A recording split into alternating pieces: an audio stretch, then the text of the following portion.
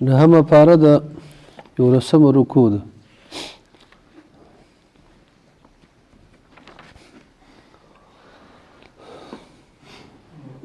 نحمده ونصلي على رسوله الكريم.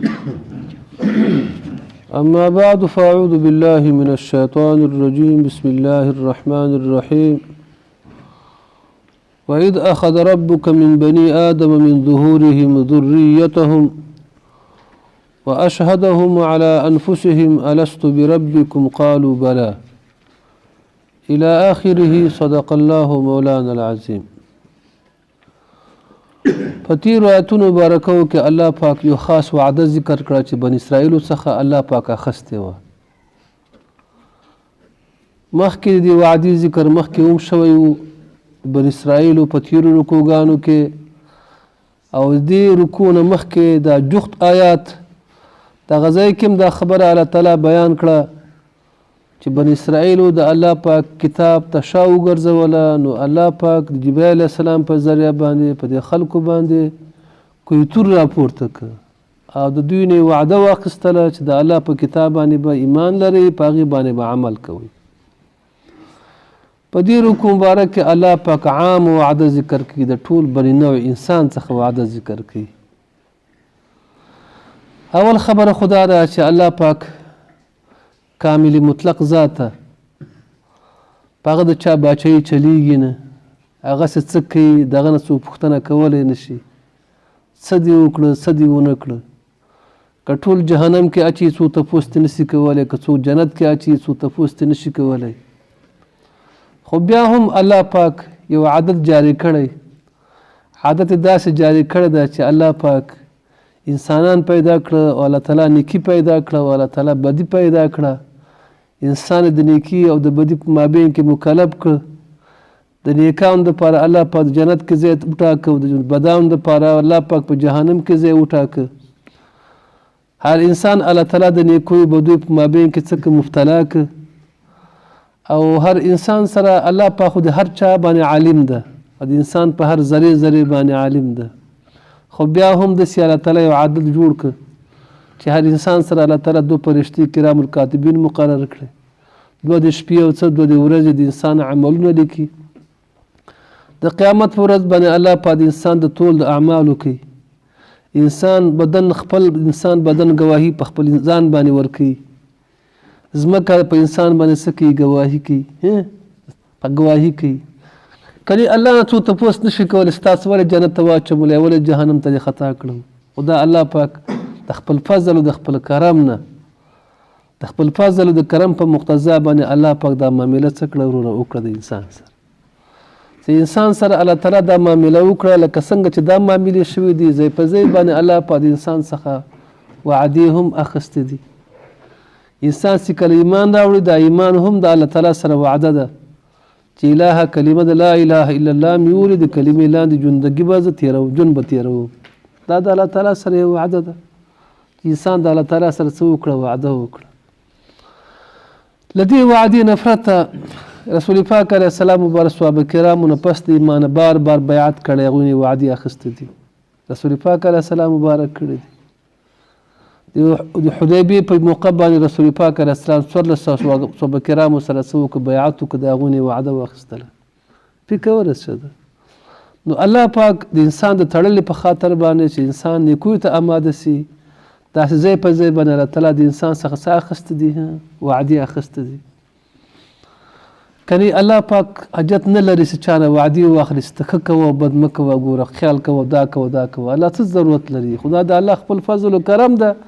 چې انسان په نیکویو باندې ټینګوي، د بدو نه څه کوي وروره؟ منع کوي، سره د اختیار د انسان نه. انسان ته څه ورکوي وروره؟ اختیار ورکوي. په همدغه ډول باندې الله په د ټولو عالم انسان وعده واخیسته. داسې وعده واخیستله کله چې الله پاک آدم علیه السلام پیدا کړ، آدم علیه السلام د جنت نه راکته کړ. وادي نعمان د عرفات تر څنګ ځای ده، د عرفات میدان ده، په دغه ځای کې وادي نعمان په نوم باندې یو ځای ده. دغه ځای کې الله پاک د آدم علیه السلام مبارک دا شام مسح کړه. د آدم علیه السلام نه څومره بچي وو؟ 40 بچي د آدم علیه السلام وو.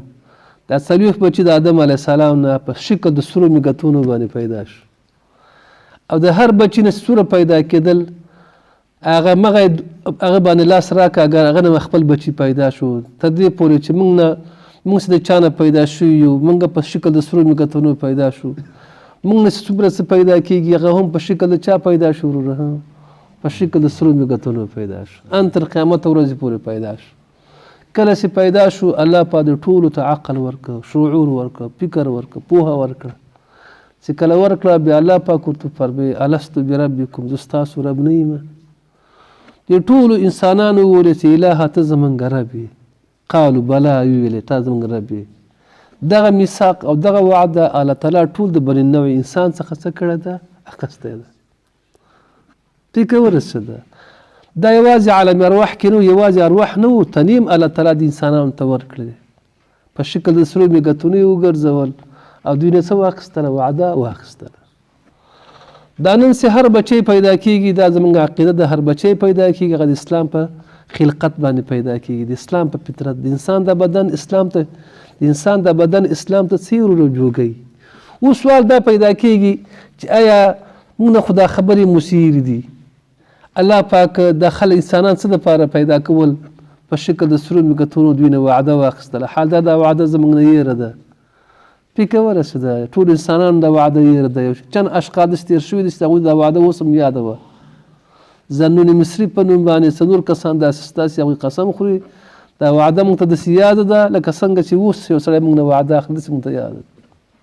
بنا به هر تقدیر په دې واده کې پیدا څه وه پیدا پکې دا وه چې د انسان څخه کله وعده واخیستل شوه د انسان دا فطرت او د انسان دا خوی بوی الله تعالی د اسلام سره څه که اشنا چې هر کله اشنا که کله چې دا بچی پیدا کېږي دا بچی پیدا کېږي نو دغه بچی چې د تعلق او د رجوع چا سره جوړوي وروره اسلام سره جوړوي دین سره جوړوي دا ځان ته خبره ده چې پلار یهودي کی پلار نصرانی کی پلار دهری کی یا محیط په اثر وکي یا معلم استاد په اثر وکي یا څه پلارو خاندان په اثر وکي خو د انسان د بدن چا سره جوړوي د هغې یو لنډ مثال ماشوم چې کله پیدا شي د ماشوم په غوږ کې خلک اذان کوي اقامت کوي دا یو مسنونه طریقه ده موږ ته اذان یاد ده نه موږ ته اذان یاد نه ده چا ته اذان یاد ده کله چې ملا صاحب په غوږ کې اذان کوي یا پلار موږ ته اذان یا مشر راته اذان کوي چا ته خو یاد نه ده کنه دا اذان څه دپاره دی دا اذان دې دپاره چې دغه اذان څه اثر په چا کې راځي په دې ماشوم کې راځي دې وعدې هم اثرات په چا کې راغله هم په انسانانو کې اثرات راغله چې د انسان بدن متحمل څه چا دپاره د اسلامي شریعت لره او اسلامي دین لره بنا به هر تقدیر بیا الله پاک دا ټول سري مېږتانه څه کړه وروره مړه کړه څه یې کړه وروره مړه یې کړه ارواګانې خو پاتې شوي هغه تنې څنګه شوي وروره ضایع شوي وروسته الله پاک بیا سلسله وال د انسانان څه کړه وروره پیدا کول او هغوی ته الله پاک پیغمبران راولېږل او آسماني کتابونه او دوی ته یادګیرنه دغه وعدې ورکړه ستاسې سره وعده شوې ده لکه څرنګه چې موږ ته مور پلار په غوږ کې اذان کړی و که نه بیا وروسته وایي ګور بچی ته غوږ کې اذان شوی لمونځ کوه غوږ کې اقامت شوی ده څه کوه وروره مؤمن یې لمونځ کوه فکر ورسه دغې وعدې اثر په انسان کې شته لکه څنګه چې د اذان او اقامت اثر په چا کې وروره په انسان کې وي خبر خو پوه شو دا خو د الله د کلام نه داسې معلومیږي چې الله تعالی د آدم علیه السلام نه خپل بچي پیدا کړو د هر بچي نه خپل بچي پیدا کېدل داسې د رسول پاک علیه السلام احادیثونه داسې معلومیږي رسول پاک علیه السلام مبارک فرمایي کله چې الله تعالی آدم علیه السلام پیدا کړ د آدم علیه السلام نه ټول اولادات تر قیامته پورې په شکل د سرو مېږتونو څنګه شو وروره پیدا شو یو ورې الله تعالی پیدا کړ تېنه یو ورې لاس پې راکړ بلا کیفه هغه نه چې دا بچي پیدا سو چې بچي ټول ښایسته صورتونو باندې پیدا شو په دې تندوی کې څه وروره چمک وروره الله پاک وفرمایي دا ټول ما جنت لپاره پیدا کړي او د جنت عمل مې ورته څه کړی ده اسانه کړی ده الله پاک دوباره بېلاکی په لاس پې راکاږه بیا څومره انسانان چې تر قیامته ورځې پورې آدم علیه السلام نیولي بدن چې الله تعالی جهنم دپاره پیدا کړي هغه ټول په ناکاره صورت کې پیدا شو او رنګونه تور رنګ باندې پیدا شو الله پاک وفرمایي دا کسان ما چا دپاره پیدا کړي جهنم دپاره پیدا کړي په خبر خو پوه شو کله چې د حدیث پیغمبر اسلام بیانو صحابه کرامو فرمایي یا رسول الله بیا دا عمل موږ څه دپاره کوو خو یا به جنت ته پیدا یو یا به څه ته پیدا یو جهنم ته الله چې څه دپاره پیدا کړي بیا د عمل څه دپاره تکلیف څه دپاره تېرو رسول پاک علیه السلام مبارک ورته فرمایي نه داسې نه ده کوم کسان چې الله جنت ته پیدا کړي د هغوی ته الله د جنت عملونه ښایسته کړي د جنت په عملو کې اخته کړي کوم کسان چې الله جهنم ته پیدا کړي هغوی ته الله د جهنم عملونه څه کړي دي هغه اسانه کړي د هغوی فکر د هغوی ذهن کې دا اچولي موږ الحمدلله جومات ته راغلو د غزې کې د الله د کلام پاک واورېده څوک به روان درمسال ته به روان هلته به څه کوي وروره بوتانو ته به عبادت کوي څوک به روان بل څه به کوي څوک به روان د زناګانو کنجرو اډو ته به روان څوک به بل نورو عملو پسې هر چا ته الله چې دا خلق څه دپاره پیدا کړي مغه عمل یې څه کړی دغه عمل یې ورته اسانه کړی هغوی ته وفرمایي ستاسې مؤمنان یاست تاسې دا منځونه کوي الله دا عمل تاسو ته اسانه دا عمل چا ته الله همدا اسانه کړی کفارو ته همدا اسانه کړی مثال په ډول باندې فکر ورسوي دا یو خوشخبري ده د مسلمان دپاره چې انشاءالله زموږ خاتمه به الله په ایمان تېروي انشاءالله ولې ځکه چې الله پاک موږ ته د دین عمل اسانه کړی مؤمن پیدا کړو بیا د ایمان اعمال یې موږ ته څه کړه اسانه کړل د دین امیددار غټ امیددار رسي الله تعالی به موږ څنګه کړي وروره زموږ خاتمه هم الله په ایمان راوړي موږ ته به الله تعالی جنت راکړي دا د مسلمان دا خوشخبري ده د رسول پاک علیه السلام د حدیث نه دا معلومه شو فکر ورسي الله تعالی د آدم علیه السلام نه دا ذریه پیدا کړ خو یا د آدم علیه السلام یا د آدم علیه السلام د اولادې نه څه شو وروره دا پیدا شو لهذا الله پاک وفرمیل چې دا کار مې څه دپاره وکړ دا انسان مې په خپل ځان باندې اقرار کړ څه دپاره وایي د انسان طبیعت مې د اسلام سره برابر کړ دې دپاره چې دی دا ونه وایي چې زه خو د دین نه غافل وم د دین نه خبر وم یا دا ونه وایي چې زه خو مجبوره تقلید به مې کوه پلار و نیکه مې دغه لاره وه دا کار یې کوه ما هم دغه کار مجبور وم چې دا کار مې کړی وای نو الله پاک بیا څه وکړه آسماني کتابونه راولېږل هدایات الله تعالی راولېږل پیغمبران یې راولېږل او خلکو ته یقین دهاني ورکړه لکه څنګه چې موږ د الله په ذات ایمان لرو هغه هم ایمان بالغیب ده باید په دې ایمان راوړو چې الله سره موږ وعده کړې ده صحیح څه کوي موږ پیغمبر اسلام لیدلی نه ده او موږ په ایمان لرو لا اله الا محمد دواړه ایمان بالغیب دي فکر ورسېده ښه موږ الله پاک لیدلی نه د ایمان لرو پې دا ایمان بالغیب ده موږ قیامت لیدلی نه د ایمان لرو دا هم ایمان بالغیب ده چې په دې باندې ایمان لري خو په دې مې ایمان راوړه چې ما الله سره څه کړې ده وعده کړې هغه هم الله ویلي قیامت شته دا هم الله ویلي چې ما تا نه وعده اخیست خبره ختمه شوه که نو بحث ته کې ضرورت بیا نه وي که نه چې مطلب الله ویلي چې ستاسو وعده کړې لکه موږ ته ویلي قیامت شته موږ وایو قیامت شته جنت شته موږ وایو جنت شته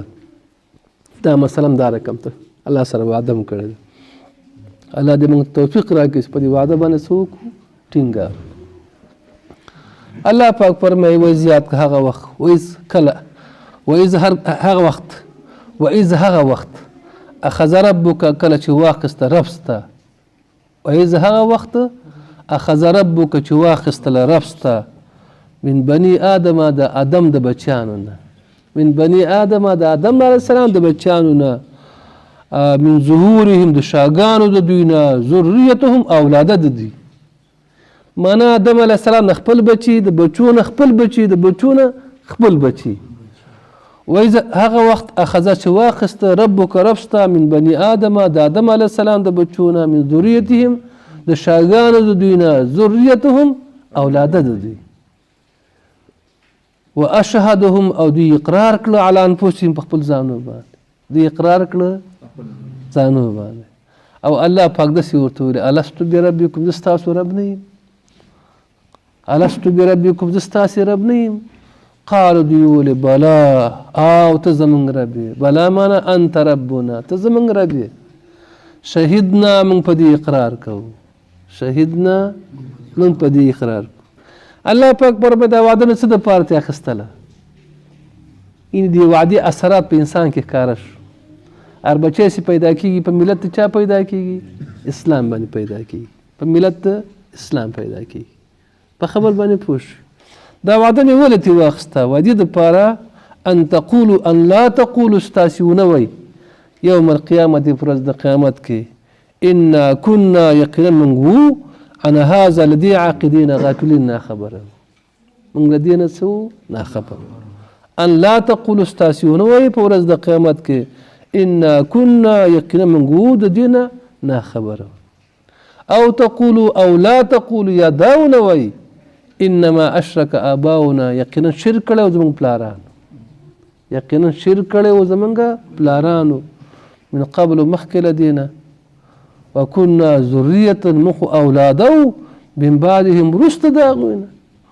اغوی مونږ ته خودن هم دغه کړی و او دغه طریقې سره مونږ اشنا سیو مغه طریقه مخبره کړی و نو افتهلكنا ایت هلاکی مونږ لره افتهلكنا ایت هلاکی مونږ لره بما په هغه څه باندې فعل المبتلون سکړیو ناروا خلکو سکړیو ناروا خلکو الله پاک فرمایي وکذالک امدارکم ته نفصل الآیات مختصر سره بیانو آیاتونه ولعلهم دې دپاره یرجعون چې دوی رجوع کي چاته حق نور ان شاء الله درس په بیا بل وخت نور ووایو خوښ ده